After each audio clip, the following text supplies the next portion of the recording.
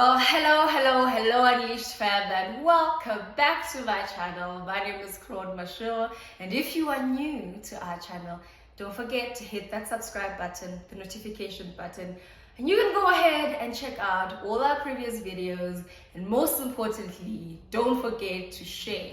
Tell your friends, tell their friends, to tell their families, tell everybody that the Unleashed fam is here, and we're all about self-discovery, growth, healing, discovering our higher self and showing up as our best self, and more importantly, stepping into our power, because yes, we are powerhouses. We just need to discover it. I hope you enjoy your stay here with us, and let's get into today's video. So today, I think we're going to be talking about one of my favorite topics, and that's because it ruffles up people's feathers a little bit.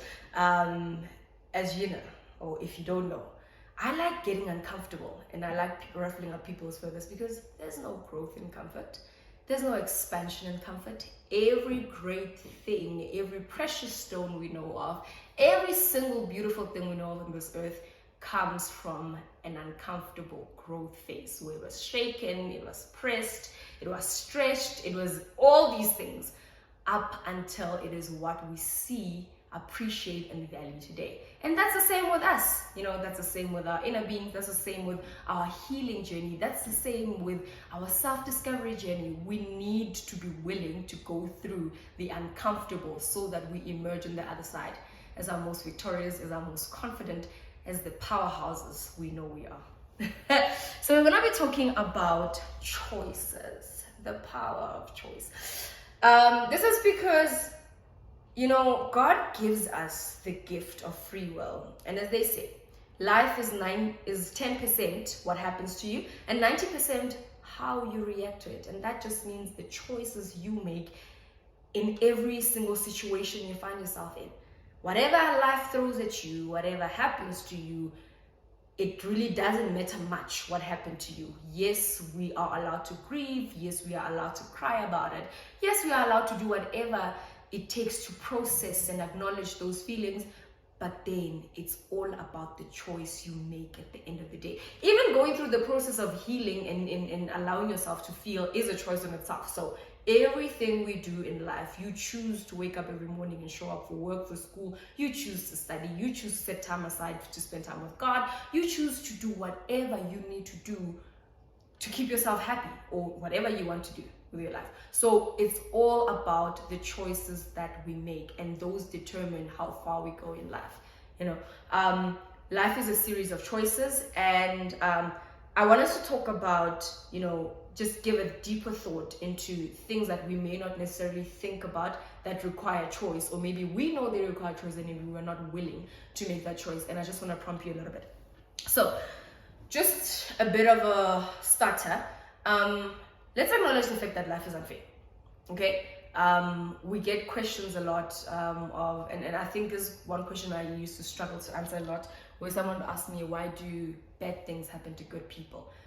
Why is life so unfair to good people? People do good and put out good into the universe, and then so much adversity comes into their lives and all of that. And now I think I have an answer to it. It's not the answer, but it's my answer to it. And that is, life works according to principles. And that's how God designed the earth. That's how God designed the universe. That's how God designed everything to work according to principles. He put principles in place to maintain order, or so that life goes the way it is.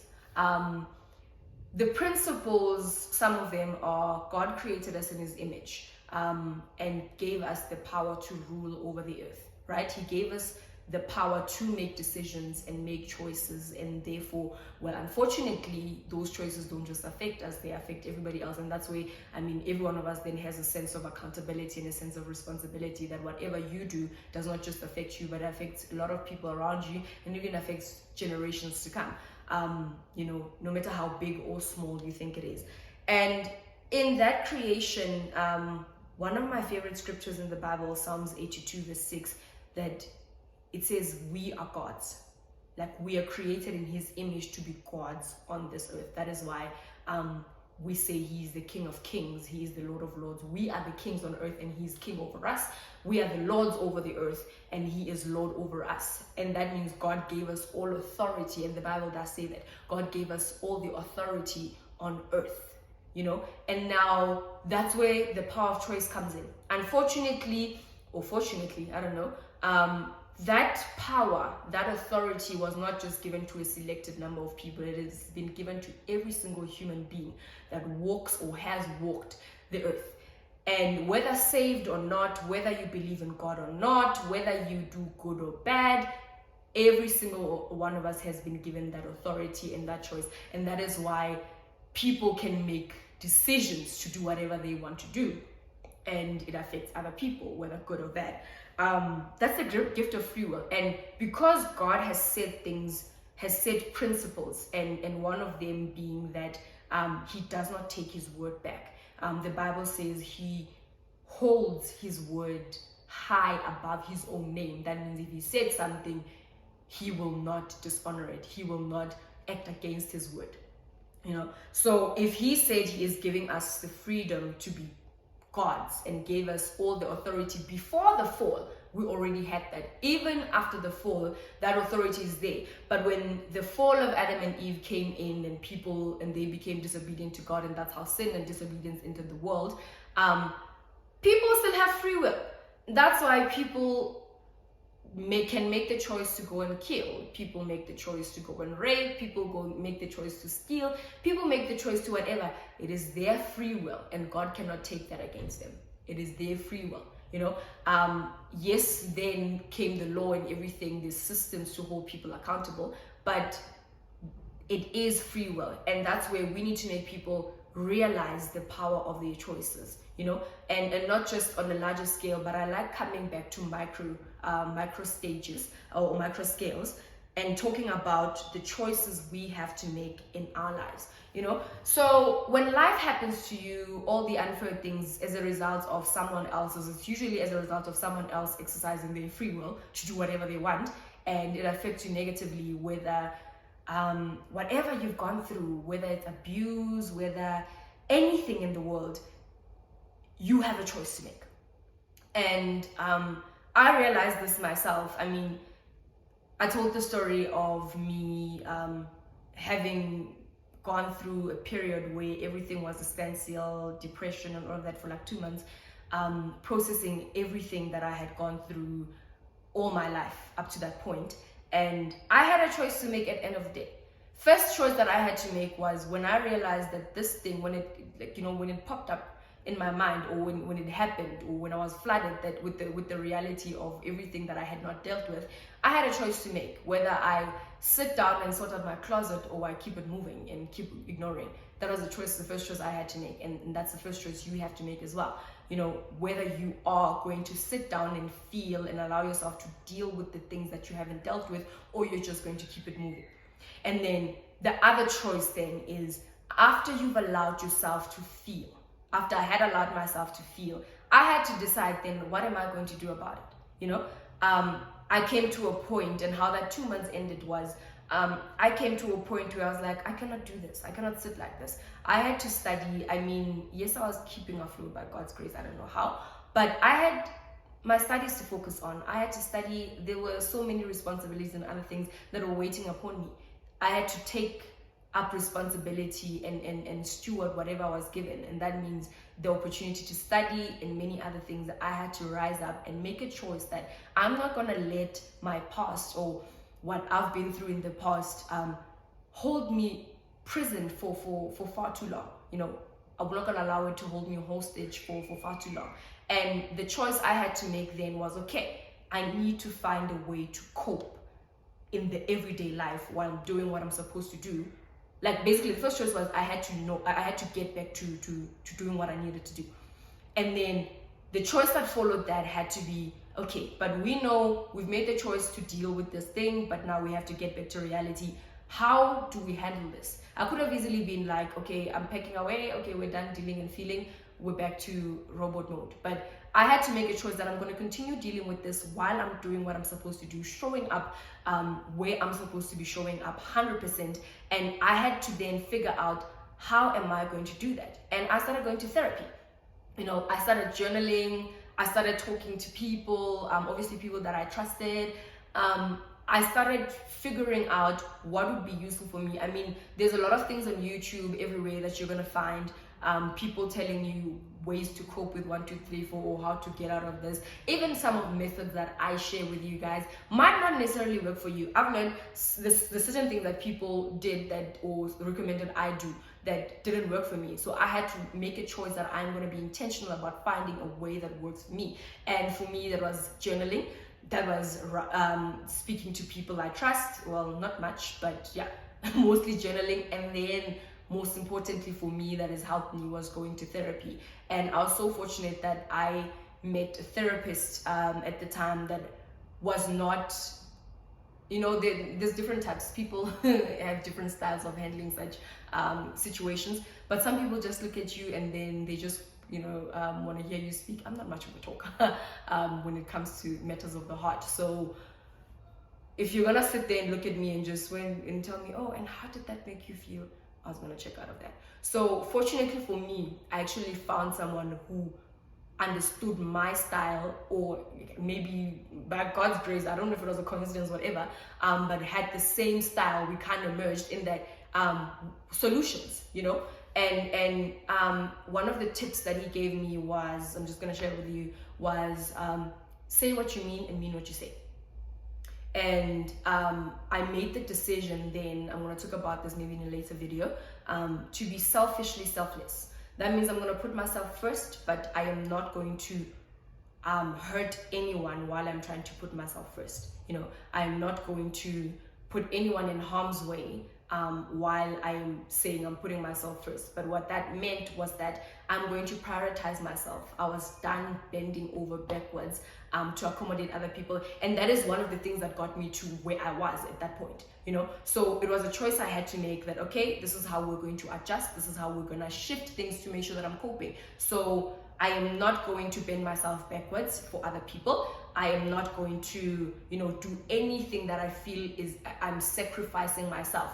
And for me to know what sacrificing myself looked like, I had to know what me wants, and I had to know what the real me looks like, and going on that journey and being intentional about it, so that I know if there's something that someone wants me to do that I feel doesn't sit well with me, or it's me sacrificing myself or sacrificing what I want, then I'm like, no, check out of that. And that is a choice that I had to make, and I had to live up to that every single time. So it doesn't mean that you make the choice and it sits there. There's opportunities that present themselves, and if someone will ask you to do something, or someone will ask you to come home or do whatever, and you have to make the choice, of whether you are in a space where you can do that, or you are not ready to do that. And it's okay not to be ready. It's okay not to be ready to face some people. It's okay not to be ready to engage with some people, but eventually at some point you're gonna have to, engage with those people. And then the other thing is that we need to make a choice of how we choose to see circumstances. I mean, I'm quoting a lot of Bible today. What the Bible says, every good and perfect gift comes from the Lord. And I do not believe that any evil thing that happens in our lives was orchestrated by God. But it does not mean that God cannot use that very same situation to for good, or for your own good, or to lead you to your purpose. It doesn't mean that God needed that incident to happen to take you to where you're supposed to be, but it happened so God can use it to take you to where you're supposed to be. It's like, oops, made absolutely okay, but what can we do with it? The glass is broken, okay, but we can repurpose it and make sure it still gets to do whatever we wanted it to do in the first place. So whatever happens, I just want you to remember that God doesn't orchestrate evil into our lives. It's just that when things happen to us, God is so sovereign and it's so good that he can still use whatever seems like it's a stumbling block, or it's an obstacle, or was supposed to stop you from going to where you're supposed to be. He can still use that as a stepping stone to where you're supposed to go. So you have to make the choice to change your perspective of the situation, to change how you see the situation, and see the silver lining in it, and choose to look for the positive in a situation. Sometimes it's very difficult to find it, but choose to be intentional about looking for the good. It's the same as choosing to be intentional about looking for the good in people. Choose to be intentional about looking for the good in every situation. For example, had I not gone through, God has used, okay, maybe God would have used something else, but God used what I've gone through in my life to position me in a place where I can now sit down and talk to you about this. He was able to use that for me to be able to speak to different types of people and relate to people better and all of that. He was able to use the very same thing that maybe was meant to, to destroy me, for not just my good, but for the good of many people. It's one of my favorite scriptures also, Genesis 50:20. God took what they meant for evil and intended for good. Not just personally, but for everyone else. That's just how good God is. Not just for you personally, but there's so many people on the other side, waiting on the other side of whatever decision you make. There's so many people waiting on the other side of you making a choice to rise up and show up and fight whatever it is life threw at you and survive it. There's so many people waiting out there to hear your story, to set them free. There's so many people waiting out there to learn from your story. So many people that could use your story as some sort of a guide or a manual in life. We hear stories of rape survivors who've written books, and you can imagine, especially in South Africa, with the statistics of gender-based violence, the rape statistics in this country, how such books and such information being put out there and someone being out and open with their story, having made the choice to fight and to survive and not let that particular incident label them or destroy them, has done for so many other women and men out there. It's all about, it's the power of your choice. Sometimes you don't even see what's on the other end, but you just trust that making the choice to fight and to continue is going to be so worthwhile. And I have never seen anyone who has fought and survived anything, who has been intentional about that, regretting ever doing it on the other side. So the choices that we make, have a higher impact for ourselves and, more importantly, for other people and for generations to come. So, Unleashed fam, my question to you is, whatever your circumstances are, where or whatever, what is your choice? What choices are you making? What is your decision going forward? What is the one thing that you have decided you're going to be intentional about, and then comes the sub choices beneath that help you achieve that big thing. It's also like a goal. You have to choose to have a goal, and you have to choose to be intentional about achieving that goal, and that means you have to make little choices every single day to help you get to that goal. So what is that choice? And what are the little choices that you are going to make to get there? You have the power, and you will be so amazed what is standing on the other side of you making that big life-changing choice, no matter how uncomfortable it is, doing what you need to do to become that person, to become the person you dream of becoming, the person you think is so far-fetched. You can be that person, you can be that woman, you can be that man. And I am not where I believe I'm supposed to be. I know there's far much greater things meant for me. But girl, I never thought I would be this person sitting here talking to you right now in the way that I am, emotionally, mentally, this human being that I am right now. I stand in awe. I mean, the 19-year-old girl back in 2018 is probably looking at me like, girl, where do you come from? And I still look at myself and I think, there's still a lot of work that I need to do. But we also need to realize that there is so much that we have achieved over the years or over time, and we are not where we used to be. So one step at a time, choose to go on the journey, choose intentionality, and choose to recognize the power of your choices. Choose to recognize and look for the silver lining in every single situation. Choose to look for positivity, because nothing ever comes out of negativity. I hope you will go on this journey. And if you have any questions or anything you would want me to help about, or any discussions, because I know this is not easy. Sometimes some people don't have anyone to talk to. My DMs are open. You can send me whatever you want to discuss with me, whatever you want me to help you with, and even in the comment section, because I think I'm not the only person that can help you. There's so many people that I believe come to this channel that could see your comment and might be able to assist you wherever you are. So let's talk, let's walk this journey together. That's what we're all about. We're holding hands and we're going on this journey together.